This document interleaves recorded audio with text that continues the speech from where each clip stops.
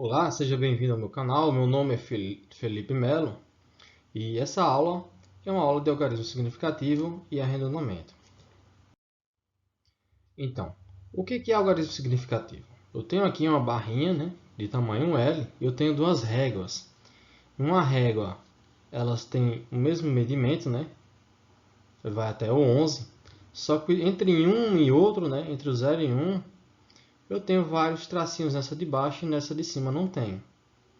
E o que apresenta o algarismo significativo?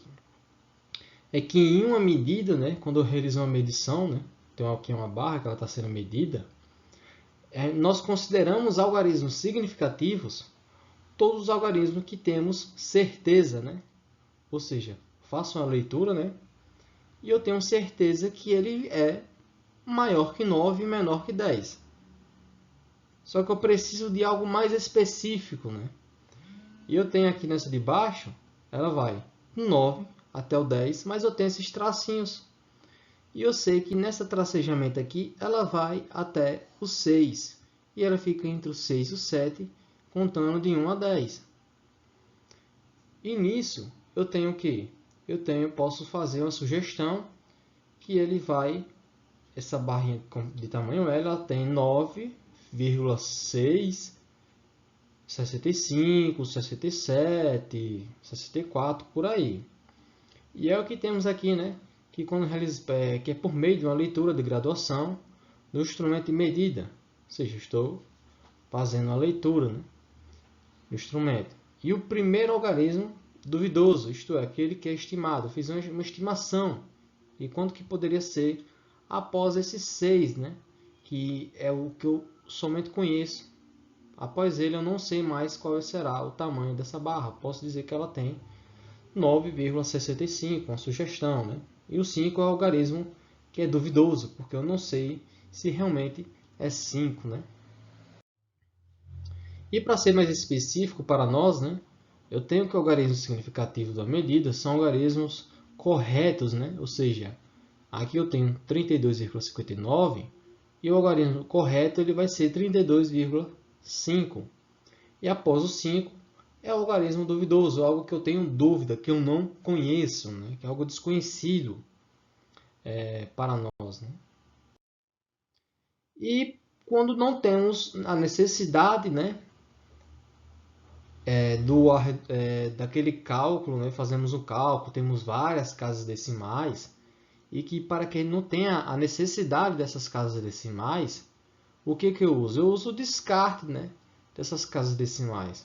Quando não é conveniente ou mesmo necessária a utilização de todas, você faz uma medição, deu lá 5 quilos, vírgula não sei tanto, vai lá, várias casas decimais, e elas não têm necessidade.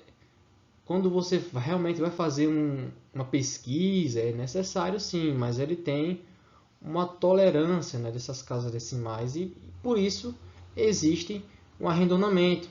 Ou seja, eu tenho um algarismo que tem significado para mim, que tem necessidade para mim, como foi visto antes, e eu tenho o que são duvidosos, e que eu não tenho necessidade por causa desse arredondamento. Ou seja, eu faço várias medidas, e eu vejo onde tiver várias alterações, eu faço um arredondamento, porque eu preciso ter algo específico. E o descarte de casas decimais é quando é conveniente ou mesmo necessária a utilização de todos. Isso que é o arredondamento. E um exemplo aqui de arredondamento tem aqui, que é o 32,59. Eu quero arredondar para uma casa após a vírgula e eu fico com 32,6. Esse aqui é o arredondamento.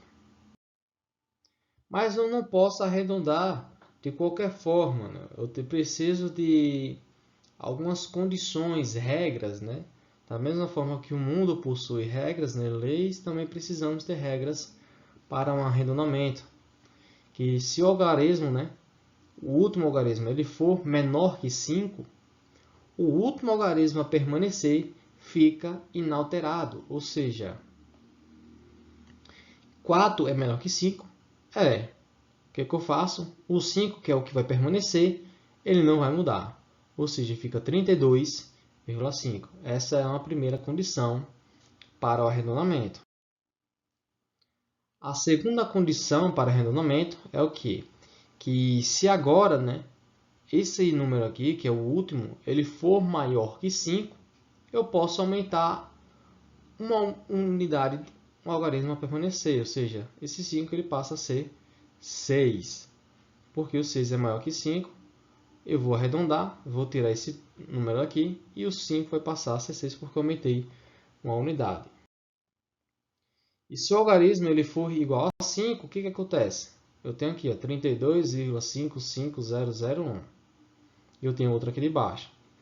Que após ele, o algarismo ele for diferente de 0, ou seja, eu tenho vários zeros aqui, mas eu tenho 1, eu posso aumentar a unidade. Ou seja, eu vou arredondar, mas por ter 1 aqui, eu arredondo, fica 6.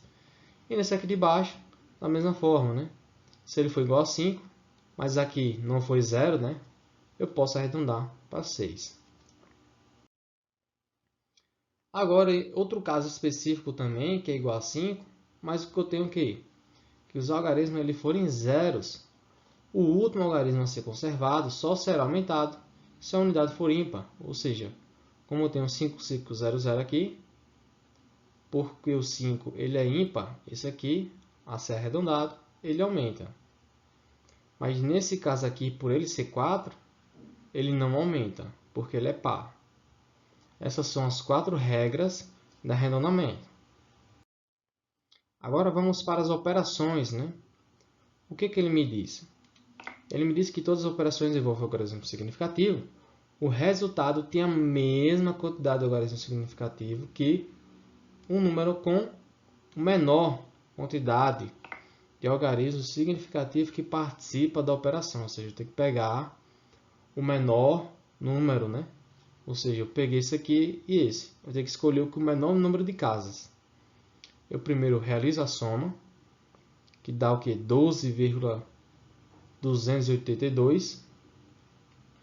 E aí, quando eu faço o arredondamento, pois eu só tenho uma casa após a vírgula, eu fico com 12,3. Muito simples, muito prático. Isso aqui é a regra de arredondamento, que é geral. E essa foi minha aula, né, de arredondamento e de algarismo significativo. Agradeço a atenção de vocês, que Deus os abençoe e tchau.